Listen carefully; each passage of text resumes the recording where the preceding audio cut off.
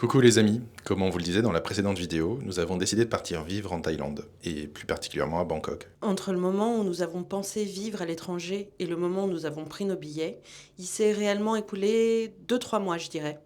Nous avons donc parcouru mentalement toutes les destinations qui nous venaient en tête avec les critères suivants.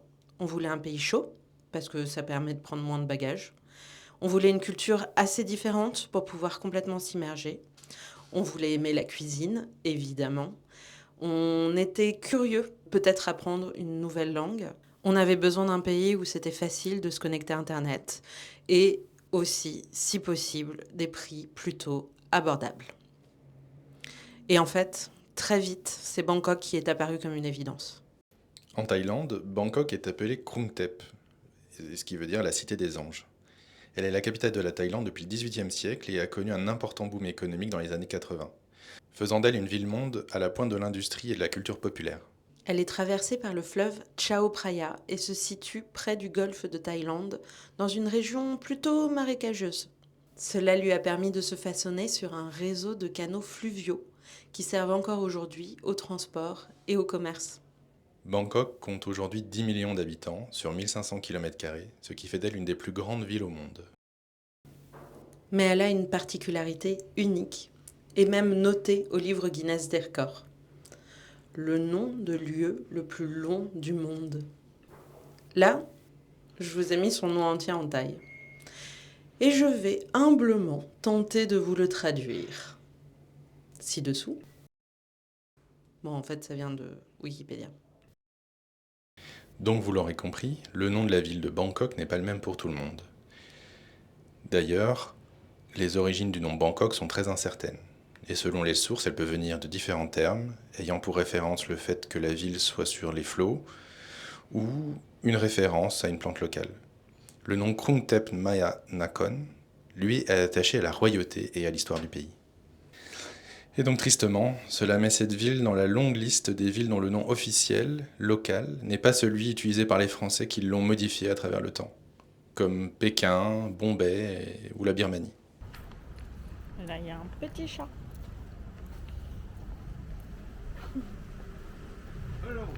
Hello. Good night. Petit chat. Minou.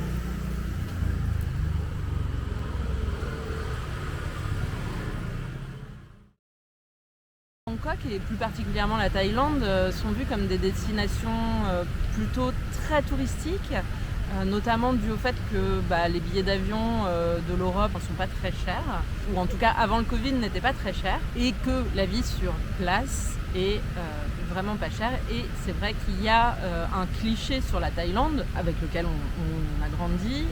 La Thaïlande, c'est un lieu pour faire la fête. C'est vraiment l'image qu'on a en Occident beaucoup de la Thaïlande, une image qui est plutôt très réductrice et plutôt fausse. Et pour le coup, c'est pas du tout ce qu'on a cherché nous en venant en Thaïlande. On a déjà eu l'occasion par le passé de venir, Alix et moi, ici. Et le sentiment qu'on en a eu était un sentiment très positif, mais en même temps, on a eu l'impression de n'avoir découvert qu'une toute petite partie de la culture locale. Et c'est ça qui nous a donné envie de revenir ici pour élargir notre expérience et explorer de nouvelles facettes de cette culture qui est ultra riche une nouvelle fois.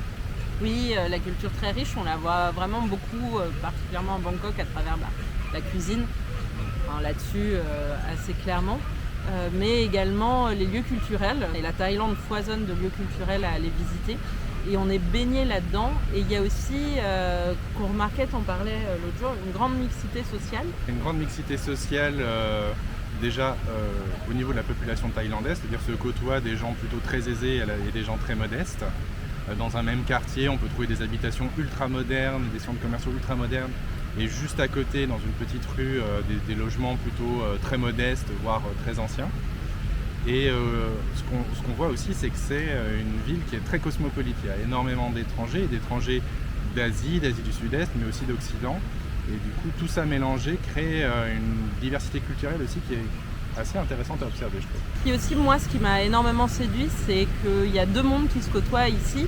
C'est le monde de grande modernité, où ils sont à la pointe de la modernité actuelle, quand on voit certains immeubles et certaines installations assez dingues, typiquement les centres commerciaux aussi, mais en même temps de la tradition très présente, un petit peu partout, que ce soit dans les rues, que ce soit dans les échoppes, dans les temples, bien sûr, un peu partout. Et ces deux mondes se côtoient et n'ont pas trop l'air de se marcher sur les pieds, en tout cas pour nous, et la vision qu'on peut en avoir. Ils coexistent dans tous les petits gestes du quotidien et je pense notamment au fait que les gens se saluent, se remercient, font attention les uns aux autres dans les transports en commun, font attention à ce que tout le monde soit bien servi, etc. Donc il y a une vraie précaution, une attention sur l'autre en tout cas qui a l'air assez généralisée. On avait envie d'en apprendre plus sur ce respect, en fait, cet immense respect qu'on a l'impression de voir entre les gens et la façon dont les gens se comportent les uns avec les autres. Chose qu'on ne remarque pas en France. Un des exemples qui nous a frappé, et c'est sans doute un qu'on a constaté tout début où on est arrivé, c'est quand il y a des événements en plein air ou devant les centres commerciaux, souvent il y a des scènes qui s'installent ou des espaces publics qui s'installent et les gens en fait réservent leur place juste en posant un gobelet, un sac, un porte-clés, un sac à main. Des chaussures. Ils respectent le fait qu'il y a des gens qui sont déjà installés au premier rang par exemple. Et ils vont pas aller bouger les affaires des autres pour s'installer. Parce qu'en fait, les gens posent les affaires et s'en vont. Il y a aussi du coup un respect de la place qui est laissée et personne ne va voler ses affaires. Et en fait, on le voit décliner un petit peu partout. Quand les gens attendent le métro, ils attendent en file et ils rentrent les uns après les autres. Et parfois, les files font 15-20 personnes et personne n'a l'idée de passer devant pour entrer plus vite dans le métro, quoi. On vous parle de tout ça parce que finalement, notre regard porté sur toutes ces observations nous donne beaucoup envie de nous inspirer de cette culture pour améliorer et embellir. De l'alimenter, de l'inspirer et de le faire grandir par rapport à la façon dont on nous a appris à nous comporter avec les autres autour de nous. Et pour terminer, nous avons choisi Bangkok car elle bénéficie d'une place centrale en Asie du Sud-Est. C'est une première étape parfaite pour débuter notre voyage, notamment parce qu'elle permet de rayonner facilement grâce aux nombreux réseaux de transport dont elle fait partie. On a donc à cœur de vous la faire découvrir et ensuite de vous emmener un petit peu partout en Asie du Sud-Est, là où on aura la chance de vadrouiller. On ne sait pas encore trop où. Mais on a hâte. Abonne-toi. Salut Jim.